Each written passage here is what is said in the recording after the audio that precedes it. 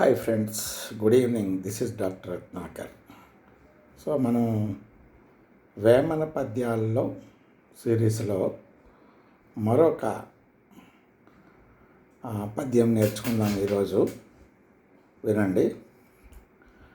అల్పుడెప్పుడు పల్కు ఆడంబరంగాను, సజ్జనుండు పల్కు చల్లగాను, కంచు మ్రోగునట్లు కనకంబు మ్రోగున, విశ్వదాభిరామ వినురవేమ.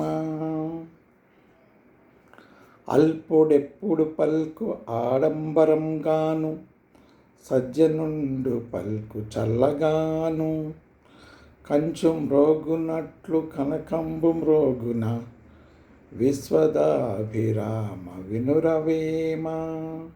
దీని అర్థం ఏంటంటే, నీచుడు డాంబికంగా మాట్లాడుతూ ఉంటాడట, కానీ సజ్జనుడు ప్రశాంతంగా మెల్లగా మాట్లాడతాడంట. దానికి ఒక ఎగ్జాంపుల్ కూడా ఇచ్చాడు. కంచు, బంగారం రెండు ఒకేలా కనబడుతుంటాయి. కంచు అంటే బ్రాస్, బంగారం అంటే గోల్డ్. ఈ కంచుని దాన్ని కొట్టామనుకోండి, కొడితే మంచిగా సౌండ్ వస్తుంది, మంచి సౌండ్ వస్తుంది, టంగన వస్తుంది. అలాగే బంగారాన్ని కొట్టామనుకోండి, దాని మీద దెబ్బేస్తే సౌండ్ ఏమీ రాదు. కాకపోతే దాని మీద ఒక రకమైన డాట్ లాగా ఏదైనా పడవచ్చు అంతే తప్ప శబ్దం అనేది, సౌండ్ అన్నది అస్సలు రాదనమాట. ఇక్కడ కంచు, బంగారం అంటే బ్రాస్, గోల్డ్ రెండు కలర్ ఒకలాగే కనబడతాయి. ఆల్మోస్ట్ కలర్ ఒకలాగే కనిపించినప్పటికీ వాటి యొక్క మెటల్ క్యారెక్టర్ అనేది డిఫరెంట్గా ఉంటుంది. సో అది దాన్ని కొడితే, ఒకదాన్ని కొడితే సౌండ్ వస్తుంది, ఇంకో దాన్ని కొడితే సౌండ్ రాదు. అలాగే ఒకటి చాలా చీప్ మెటీరియల్, ఇంకోటి చాలా కాస్ట్లీ మెటీరియల్. సో అంటే గోల్డ్ ఎంత కాస్ట్లీయో అట్లాగా సజ్జనుడు కూడా, అంటే మంచివాడు, good person, good character person కూడా ప్రశాంతంగా, అంటే కామ్గా అతను ఏది చెప్పాలనుకుంటున్నాడో అది నీట్గా ప్రజెంట్ చెప్పేసి ఉంటాడు. అతని క్యారెక్టర్ కూడా అట్లాగే ఉంటుంది. కానీ నీచుడు, డాంబికుడు, అంటే డంబాలు చెప్పేటవాడు, అంటే వాడు చెప్పేది ఒకటి ఉంటుంది, చేసేది ఒకటి ఉంటుంది. వాడు ఆలోచన ఒకటి ఉంటుంది, వాడి విధానం ఇంకొకలాగా ఉంటుంది. అంటే వాడి క్యారెక్టరే డిఫరెంట్గా ఉంటుంది. అలాంటి వాడు చాలా మంచిగా, అంటే టపటపటప మాట్లాడేస్తూ ఉంటాడు. ఇది చేస్తాను, అది చేస్తాను, నీకు ఇది చేస్తా, అది చేస్తాను అంటాడు. మీకు ఉదాహరణకి కొంతమంది ఫ్రెండ్ సర్కిల్లో కొంతమంది ఫ్రెండ్స్ని మనం చూడవచ్చు, అలాగే బంధువుల్లో చూడవచ్చు, రాజకీయ నాయకుల్లో చూడవచ్చు, అట్లాగే ఈ బ్యాంక్ ఆఫీసర్స్లో చూడవచ్చు. ఓకే, నేను ఇలా ఎప్పుడు వీళ్ళందరినీ అడ్రస్ చేస్తాను, గుర్తుపెట్టుకోండి. తర్వాత ఎక్కడైనా మనము ఏదైనా ఒక అవసరం కోసం ఒక గవర్నమెంట్ ఆఫీస్కి వెళ్తాను, అడిగట్టున్నా ఎంత అయిపోతుంది, మీకు అయిపోతుంది అంతే అంటారు. అట్లా వాడు చెయ్యడు కానీ చేస్తున్నట్టు బిల్డప్ ఇస్తాడు. అటువంటి వాళ్ళని అల్పుడు అంటారు. అల్పుడు లేదా నీచుడు లేదా క్యారెక్టర్ లేనివాడు, లేదా వాళ్ళు చెప్పెదరు కోటి చెయ్యరు ఒక్కటి అని ఒక తెలుగులో సామెత ఉంది. అంటే చాలా విషయాలు చెప్తాడు, ఇది చేస్తాను, అది చేస్తాను, ఇది ఇలా ఉంటుంది, అలా ఉంటుంది అని చెప్పేస్తాడు. కానీ రోజుల తరబడి టైం గడిచిపోతూ ఉంటుంది, కానీ వాడు చెయ్యడు. అంతేకాదు, కొంతమంది ఇంకా ఒక అడుగు ముందుకేసి వాడు చెయ్యడు, ఇంకొకరిని చేయనివ్వడం, అంటే ఎదుటివాడు బాగుపడడం ఇష్టం లేదనమాట. సో అటువంటి వాళ్ళని అల్పులు అంటారు. వాడి మాటలు ఎప్పుడూ డాంబికంగా, ఆడంబరంగా, అంటే చాలా ఒక రకమైన అయిపోతుంది ఈ పని, మీకు ఈ హెల్ప్ చేసేస్తాం అన్నట్టుగా మాట్లాడతారు. సో కాబట్టి మన పెద్దలు కూడా చెప్తారు, ఎక్కువగా మాట్లాడేవాడిని నమ్మకూడదంట. ఎక్కువగా మాట్లాడేవాళ్ళు, ముఖ్యంగా గొప్పలు చెప్పేటోళ్ళు, నాకు సీఎం తెలుసు, పిఎం తెలుసు, నేను ఇది చేయగలను, అది చేయగలను అని చెప్పేటోళ్ళు మాత్రం ఎప్పుడు నమ్మే పరిస్థితి రాదు, అంటే నమ్మకూడదు అలాంటి వాళ్ళని. అదే నిజంగా సపోర్ట్ చేసేటోడు, పని చేసేటోడు, లేకపోతే హెల్ప్ చేసేటోడు, గవర్నమెంట్ ఆఫీసర్ అయితే మనకి కరెక్ట్ సర్వీస్ ఇచ్చేటాడు. వాడు ఎప్పుడు మృదువుగా మంచిగా మాట్లాడి తన పని తాను చేసుకుంటూ ముందుకు పోతాడనమాట. సో అంటే కంచు పాత్రని అంటే ఈ యొక్క బ్రాస్ మెటీరియల్ని కొడితే పెద్ద శబ్దం ఎలాగైతే వస్తుందో, అది దాని యొక్క మెటీరియల్ కాస్ట్ కూడా ఎలాగైతే చిన్న తక్కువగా ఉంటుందో, ఈ అల్పుడికి మంచి గుణాలన్నీ తక్కువగా ఉంటాయి, అంటే లేవనొచ్చు. వాడు ఎంతసేపు డాంబికంగా ఆడంబరంగా చెప్పడమే తప్ప వాడు చేయటం అనేది వాడి జీవితంలో జరగదనమాట. కానీ బంగారం అంటే కాస్ట్లీ మెటీరియల్ని కొడితే శబ్దం ఎలా రాదో, మంచి వాళ్ళు తమ యొక్క క్యారెక్టర్ని అట్లా మెయింటైన్ చేసి తక్కువగా మాట్లాడతారు, మంచిగా మాట్లాడతారు, మృదువుగా మాట్లాడతారు. మనం వెళ్ళి అడిగిన పనిని కొట్టే తెచ్చా అన్నట్టుగా టకటక చేసి ఇచ్చేస్తారు. అంతే అంత నీట్గా చేసి పెడతారు. సో ఇందులో ఈ పద్యంలో మనం నేర్చుకోవాల్సిన నీతి ఏంటంటే, ఎక్కువగా మాట్లాడటం గొప్పతనం కాదు, మంచిగా మృదువుగా మాట్లాడడమే మంచి వాళ్ళ యొక్క లక్షణం, సజ్జనుల యొక్క లక్షణం అన్నమాట. మళ్ళా చదువుతాను చూడండి. అల్పుడెప్పుడు పలుకు ఆడంబరంగాను, సజ్జనుండు పలుకు చల్లగాను, కంచు మ్రోగున్నట్లు కనకంబు మ్రోగున, విశ్వదాభిరామ వినురవేమ అని. ఇందులో ఉన్న ఈ పద్యాన్ని యొక్క అర్థం మనకు తెలిసింది కదా. ఇప్పుడు ఇది మిగతా గ్రంథాల్లో, ఈరోజు వేరే గ్రంథాల్లో కూడా నేను అంటే బైబిల్ ఒకటే కాకుండా లాస్ట్ పద్యంలో మీకు బైబిల్ ఒకటే రిఫరెన్స్ ఇచ్చాను. ఇప్పుడు ఇంకో 2-3 గ్రంథాల్లో, ఖురాన్లోను భగవద్గీతలోను ఇట్లా కొన్ని గ్రంథాల్లో ఇవ్వడానికి ప్రయత్నం చేస్తాను. వాటి గురించి నేను ఎక్కువగా చదవలేదు, కానీ తెలిసినంత వరకు, నేను స్టడీ చేసినంత వరకు మీకు ప్రజెంట్ చేయడానికి ట్రై చేస్తాను. ముందుగా బైబిల్లో ఏమని రాసిందో చూద్దాం. బైబిల్లో ఈ యొక్క పద్యానికి సరిపడగా ఏ వచనాలు ఉన్నాయో చూద్దాం. మీరు సామెతలు 15వ అధ్యాయము 1వ వచనం చదివితే, మృదువైన ప్రత్యుత్తరం కోపాన్ని చల్లార్చును, బాధ కలిగించే మాట కోపాన్ని రేపును అంటాడు. అంటే ఈ అల్పుడు లేదా ఈ నీచుడు, ఈ యొక్క క్యారెక్టర్లెస్ ఉన్నవాడు ఎప్పుడు కూడా కోపంగా డాంబికంగా బాధ కలిగించే విధంగా మాట్లాడుతూ ఉంటారు. సో అటువంటి మాటలు మనకి ఏమాత్రం నెమ్మది కలిగజేయవు. కానీ మృదువైన మాట, మృదువైన ఆన్సర్ అంటే సాఫ్ట్ ఆన్సరు మనకి ఈ కోపాన్ని చల్లారుస్తుంది, అంటే మంచిగా ఉంటుంది. సజ్జనుల మాటలు ఎప్పుడు కూడా మృదువుగా ఉంటాయి. అయితే ఇక్కడ మీకు చాలా విషయాలు చెప్తాను ఈరోజు.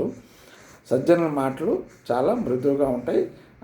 అంతేకాకుండా చాలా దగ్గరగా మనతో ఒక ఫ్రెండ్లా మాట్లాడేటట్లుగా, అతను ఆఫీసర్ అవనివ్వండి, ఎమ్మెల్యే అవనివ్వండి, లేకపోతే ఇరుగు పొరుగు వాళ్ళు, మంచి డబ్బులు ఉన్నవాళ్ళు అవనివ్వండి, ఎవరైనా అవ్వండి, మృదుగా మాట్లాడతారనమాట. తర్వాత సామెతలు 15:4 చూద్దాం. సాత్వికమైన నాలుక జీవవృక్షము, అంటే సాత్వికము అంటే సాఫ్ట్ టంగ్. సాఫ్ట్ టంగ్ అంటే నెమ్మదిగా మాట్లాడడం, సాఫ్ట్గా మాట్లాడడం, లేకపోతే మంచిగా మాట్లాడడం, ఆ మాటల్లో కర్కత్వం లేకపోవటం, అలాంటి వాళ్ళని సాత్వికమైన నాలుక కలిగిన వారు అంటారు.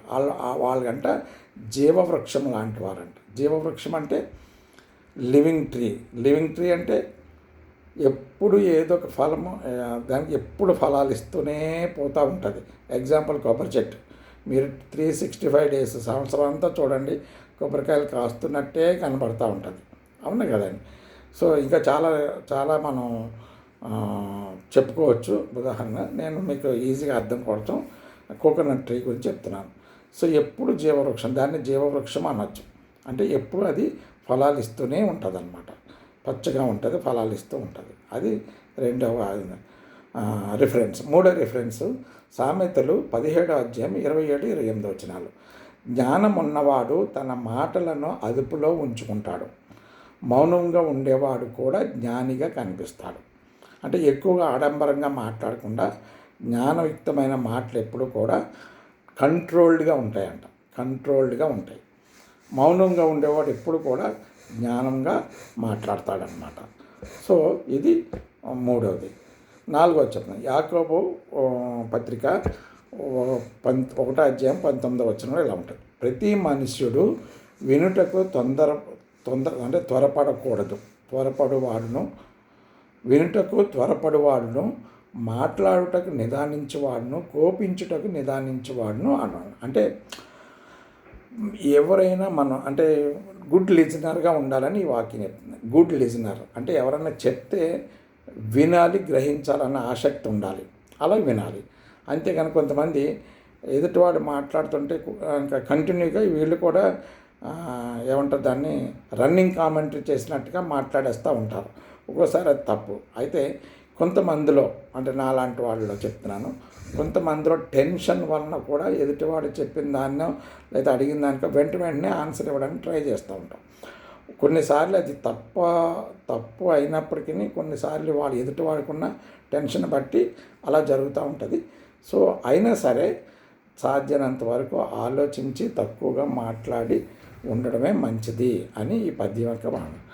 చివరిది కొలసీలకు రాసిన పత్రిక 4:6.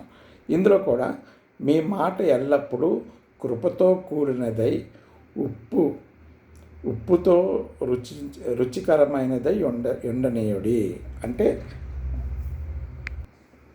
మీ మాట ఎప్పుడు రుచికరంగా ఉండాలంట. రుచికరం అంటే మనం రుచికరంగా ఉండడం అంటే ఏంటంటే మనం మాట్లాడుతుంటే ఎదుటివాడు ఆసక్తిగా వినగలగాలి. ఏంద్రా బావి కాకిగోల అన్నట్టు ఉండకూడదు. మనం మాట్లాడుతుంటే ఆయన ఇంకా ఏదైనా చెప్తే బాగున్నాం విందాం అన్నాను అంటే మన మాట చల్లగా మంచిగా మృదువుగా ఉండాలంట. అలా ఉండడానికి మనం ప్రయత్నం చేయాలి. అప్పుడే మనం సజ్జనుడైనా అంటే మంచి క్యారెక్టర్ అయినా మనిషిగా ఉంటాం. అయితే ఇక్కడ మీకు ఒక విషయం చెప్పాలి. ఇటీవల కాలంలో MBA కోర్సెస్ అని వచ్చిన తర్వాత ఈ జనాలు ఎలా తయారయ్యారంటే అంటే సాఫ్ట్ పుల్లులు అంటారు వాళ్ళని ఏమంటారు సాఫ్ట్ పుల్లులు అంటే చాలా మంచిగా మాట్లాడతారు, కానీ హృదయంలో చాలా కర్కశం ఉంటుందన్నమాట. అంటే వాడి మాటకి వాడి పనికి అస్సలు సంబంధం ఉండదు. సో అలాంటి వాళ్ళకి ఈ వాక్యాలు అవి చందవం.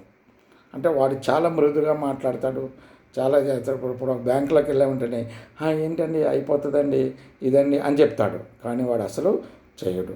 ఇవన్నీ మీకు ఏం నష్టం రాదని అంటాడు, కానీ ఖచ్చితంగా నష్టం అవుతాడు. వాడు ఏదైతే చెప్తాడో దానికి ఆపోజిట్లో జరుగుతుందని మనం గ్రహించుకోవాలి. అలాగే గవర్నమెంట్ ఆఫీసుల్లో లంచం తీసుకునే వాళ్ళు ఉంటారు. ఆ లంచం తీసుకునేవాడు ఏం చేస్తాడంటే కర్కశంగా మాట్లాడు, మీకు ఎందుకంటే అయిపోతుంది వెళ్ళండి అంటాడు. మళ్ళీ మనం ఒక 1 వీక్ తర్వాత వస్తే మళ్ళీ ఫైల్ అక్కడే ఉంటుంది. కారణం ఏంటంటే వాడు ఎక్స్పెక్ట్ చేసేది వేరే. సో దాన్ని మనం గ్రహించి వాడు అడిగిన లంచం ఇచ్చేస్తే మరుక్షణంలో మన పని అయిపోతుంది. అంటే వీళ్ళు కూడా చాలా మృదువుగా మాట్లాడతారు. సో అంటే ఈ బైబిల్ కానీ ఖురాన్ కానీ భగవద్గీత కానీ ఎప్పుడో రాయబడి ఉంది, కానీ ఇప్పుడు ఈ రోజుల్లో ఈ కలియుగంలో మనకి ఈ మృదువుగా మాట్లాడిన ప్రతి ఒక్కడు మంచోడని మనం అనుకోని అవసరం లేదు. ఇది మాత్రం మనం గ్రహించాలి. ఎందుకంటే వాడి ఎంత బయటికి మంచిగా మాట్లాడతాడో లోపల అంత కర్కశం అంత కఠినత్వం ఉంటుంది కొంతమందిలో. అలా ఎక్కువగా మన సాఫ్ట్వేర్ ఇంజనీర్స్లో అలాగే గవర్నమెంట్ ఆఫీసెస్లో బ్యాంకుల్లో మనం ఇలాంటి వాళ్ళని చూస్తాం. వాడు చెప్పడం చాలా మంచిగా చెప్తాడు. సో వాళ్ళకి ఇలాంటి ఈ క్యారెక్టరు లేకపోతే ఈ మాటలు వాళ్ళకి చెందవు. వాడు ఎంత మృదువుగా మాట్లాడినా మనకు చెందవు. అది గుర్తుపెట్టుకోండి. నెక్స్ట్ ఇదే పద్యం యొక్క భావము ఇంక వేరే గ్రంథాల్లో ఏముందో చూద్దాం. మొదటగా ఖురాన్ 17:53 ప్రజలు ఉత్తమమైన మాటలనే మాట్లాడాలి అని బోధిస్తున్నాడు ఖురాన్ ఏమని బోధిస్తుంది? ప్రజలు ఎప్పుడూ కూడా బూతులు కానీ లేకపోతే కన్నింగ్ అయిన మాటలు కానీ ఏం మాట్లాడకుండా ఏదైనా యథార్థం ఉత్తమం అంటే మంచి మాటలతోనే మాట్లాడి ఏదైనా పరిష్కారం చేసుకోవాలి, కానీ ఇష్టం వచ్చినట్టుగా మాట్లాడకూడదు అని ఖురాన్ చెప్తుంది.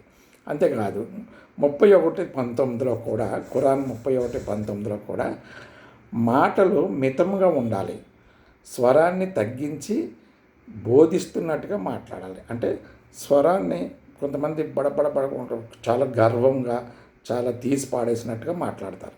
అది కూడా తప్పేనట. మితంగా మాట్లాడాలి, స్వరాన్ని తగ్గించి మాట్లాడాలి. అప్పుడే అతని యొక్క మంచి హృదయం అనేది మనం గ్రహించుకోవచ్చు.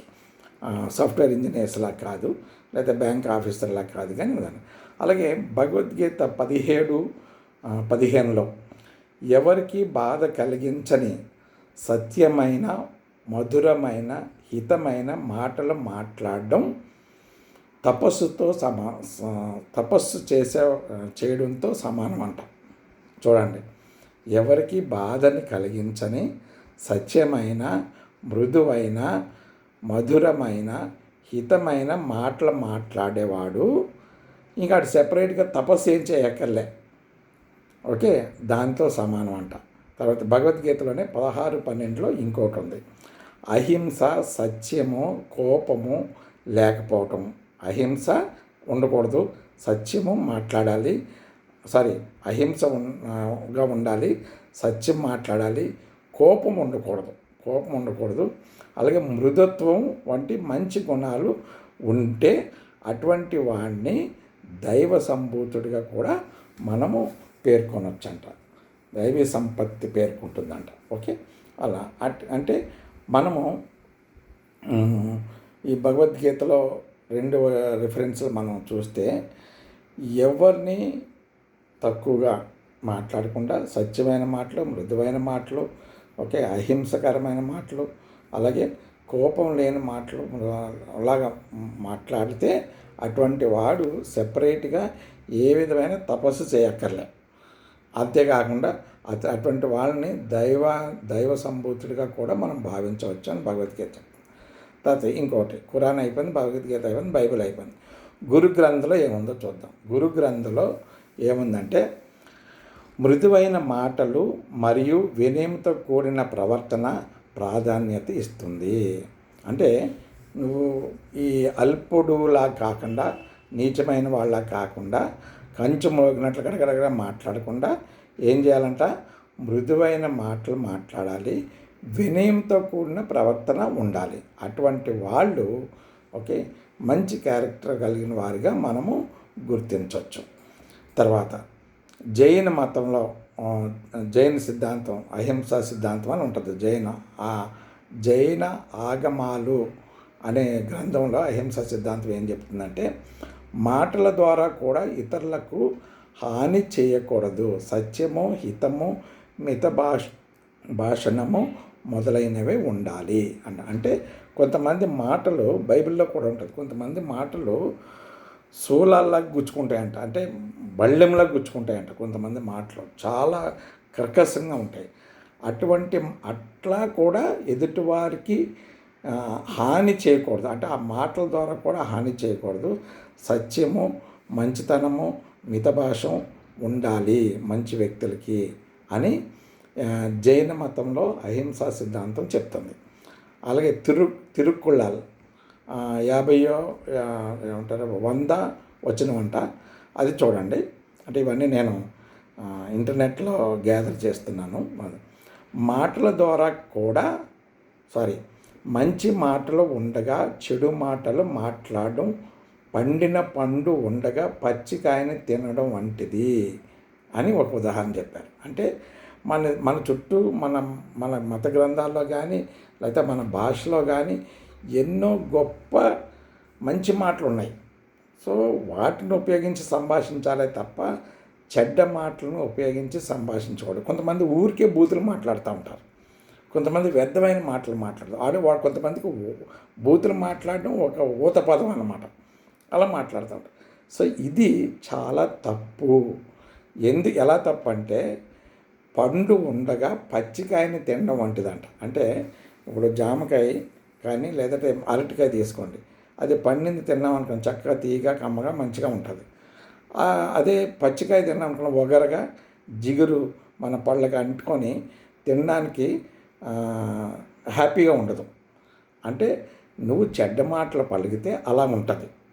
చెడ్డ మాటలు పలికేవాళ్ళు, డాంబికంగా పలికేవాళ్ళు, అల్పుళ్ళు పలికే వాళ్ళ మాటలు అలా ఉంటాయి. కానీ మంచి మాటలు పలికేమనంటే అప్పుడే పండిన పండు యొక్క రుచిలాగా ఉంటాయంట. అది అదే గ్రంథంలో తిరుక్కుళ్ళర్ అనే అదే గ్రంథంలో ఇంకో మాట కూడా, మృదువైన లేదా మధురమైన మాటలు వినేవారి హృదయానికి ఆనందాన్ని ఇస్తాయి అని చెప్తుంది. ఇది తిరుక్కుళ్ళరల్ అని ఒక గ్రంథం, మత గ్రంథం. నాకు తెలిసి ఇది కేరళలో ఉన్నదేమో. ఈ గ్రంథంలో అలా అంటే మృదువైన మాటలు మాట్లాడే వారు ఎదుటివాడు హృదయానికి ఆనందాన్ని కలగజేస్తారు. ఇది మనం నేర్చుకోవాల్సింది. ఫైనల్గా ఒక మాటతో నేను ముగిస్తాను. బైబిల్లో ఎలా ఉందంటే, మీ మాటలు ఎల్లప్పుడూ కృపతో కూడినవి అయి ఉండి ఉప్పుతో రుచికరమైనవి ఉండాలి. అంటూ ఉప్పులాగా ఉండాలి. అంటే మీ మాటలు అలాగని చెప్పి ఉప్పు కూడా ఎక్కువ అవుతుందని అలా కాదు. ఉప్పు మనం తినడానికి ఆహార పదార్థాల్లో ఎంత వేసుకుంటాం సరిపడగా మాత్రమే వేసుకుంటాం.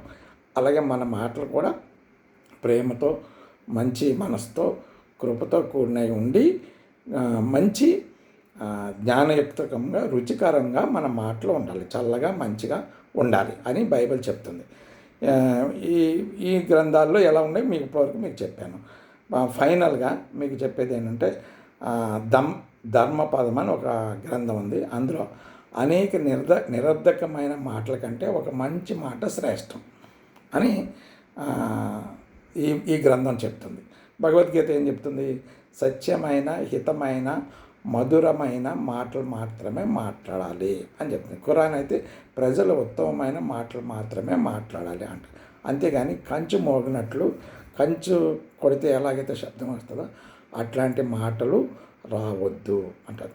ఇవి మంచి వాళ్ళు మాత్రమే నేర్చుకోగలరు. చెడ్డవాడు, చెడ్డ హృదయం గలవాడు, చెడ్డ క్యారెక్టర్ ఉన్నవాడు, వాడికి నువ్వు ఎన్నిసార్లు చెప్పినా చెవిటివాడు ముందు శంఖం ఊదినట్లే ఉంటుంది. కాబట్టి చెవిటివాడి దగ్గర ఎంత శబ్దం చేసినా ఎలాగైతే వినబడదో వాడికి, అలాగే మంచి మాటలు చెప్పినంత మాత్రాన వాడు మారడు. కాబట్టి మనం ఏం చేయాలంటే ముందు మన క్యారెక్టర్ని మృదువుగా, మంచి మాటలు, మన మాట, మన తీరు అని మంచిగా పెట్టుకోవాలి. అదే సమయంలో ఎదుటివాడి యొక్క క్యారెక్టర్, మాట, ఈ విషయాల పట్ల జాగ్రత్త కలిగి ఉండాలి. ముఖ్యంగా ఆఫీసర్స్ అయిన వాళ్ళు, నీచులైన వాళ్ళు చెప్తారు కానీ చేయరు. అలాంటి వాళ్ళ చేతుల్లో మోసపోకుండా జాగ్రత్త పడాలి. ఇది ఈ యొక్క పద్యం యొక్క భావం. మరొకసారి చదివి ముగిస్తాను. అల్పుడెప్పుడు పలుకు ఆడంబరంగాను, సజ్జనుండు పలుకు సల్లగాను, కంచు మ్రోగునట్లు కనకంబు మ్రోగున, విశ్వదాభిరామ వినురవేమ. ఎక్కువగా మాట్లాడడం గొప్పతనం కాదు, మంచిగా మృదుగా మాట్లాడమే సజ్జనుడు యొక్క మంచితనము, మంచి క్యారెక్టరు అని ఈ యొక్క పద్యం యొక్క భావం. Thank you very much.